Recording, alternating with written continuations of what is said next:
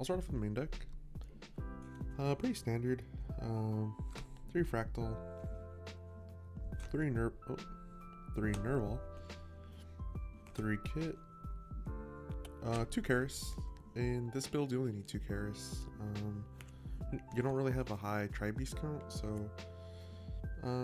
most of the time I use them was to either to fill my grades with Tri-Beast, or in the grand game, if I'm kind of out of kits or whatever, I would Nerval search this to go off. So that's it for the Tri-Brigade engine. Okay. And then for the Zodiacs, I play 1 Ramran, 1 Rat. That's your combo, your bread and butter combo. Summon Rat, send the Ramran and shenanigans.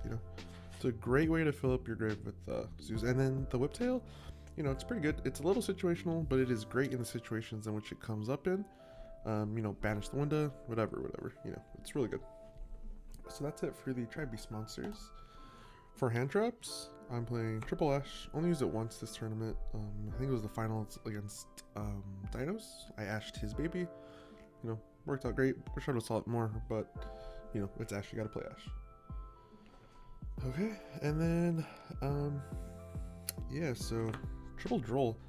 These are supposed to be IDPs, and this was gonna be on my side, but this card was, I would probably say, the MVP. It shut down Pendulum Magicians. It completely shut down their turn. Dinos, when they start off with Fossil Dig, shuts down their turn. Invoke Shadal. It would have been good against it, but I opened up Employer Order, and it was crazy. 3 rolls. They worked out great. Move on to the spells.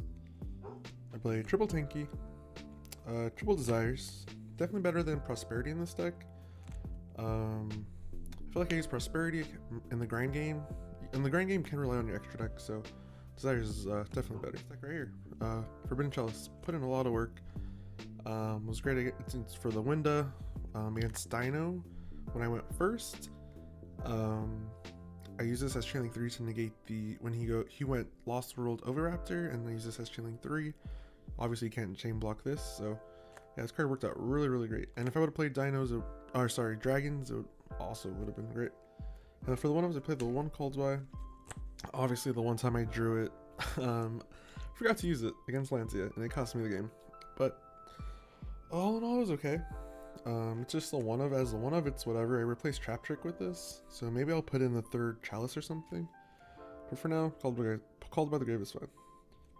And then I play the 1 Barrage. Barrage is, it was okay. I think it was useful like once. It's kind of an extender. I kind of baited out their disruptions. I went Barrage and then was able to go, overlay Zeus. So yeah, it's pretty good. So that's it for the spells. For the traps, this is kind of what makes the deck super good, is Revolt.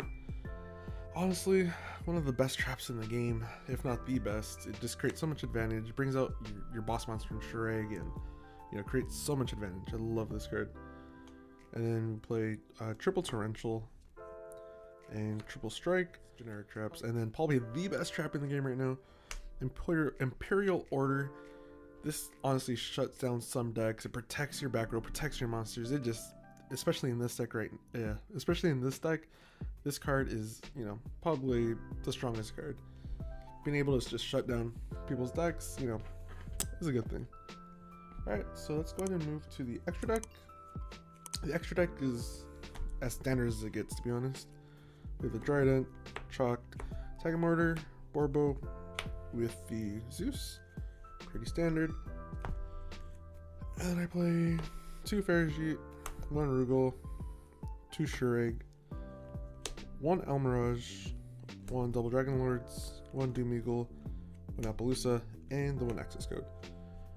Access Code Shureg for game, I did that probably like 70% of my games. Like, that's pretty much the way you're winning games. Alright, so that's for the extra. The main deck is 40 cards. And then for the extra, for the side, I do run Triple Alpha. So I didn't resolve Alpha once all day, and I probably brought it out around like 4 times. But this card still impacted the game heavily. you know, it forces out their negations, their disruptions, all that. They're forced to stop this because they're gonna lose their cards anyways. Whatever board they have, you know, solidified, this is gonna break that. So just summoning this for free and then them forcing them to negate it is huge. So definitely recommend this card. And then I run triple nib.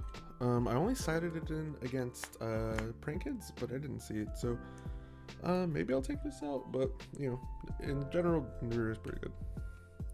And then I'll probably save these for last. So I'll show you guys triple twin twisters standard.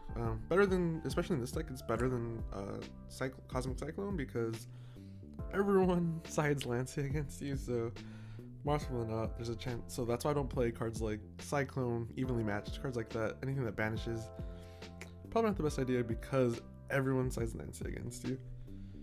And then the last I play 3 anti-spell fragrance. This is the only going first card I side. Protects your back row, especially against Dino. They had to set their double evolution pill and had to wait a turn and all that stuff. So this card's pretty good. And then I was kind of, because the Drolls were in my main, I was kind of stuck on the last 3 cards I put. So I put Regeki, Harpy's Featherstone, or Feather Duster, sorry, and Pinkertop. So I was expecting a lot of Rogue, which I played the first 2 rounds. Obviously, Prankids and Dino and Invokeshadal are pretty meta. But against Rogue, just generic destruction is pretty good, especially Regeki against decks that put up big boards with just monster negates. So never played it. Drew this once, didn't use it, didn't need to use it. I just OTK'd because I didn't have any back row. And then the pink, I think I used it once and I just summoned it real quick to pop a back row and then I went off. So this probably could have been 3 better cards, but last night I didn't know what to put because I'd have my ADPs, and so I had to put Droll in the main and I had 3 empty spots, so I just put these in.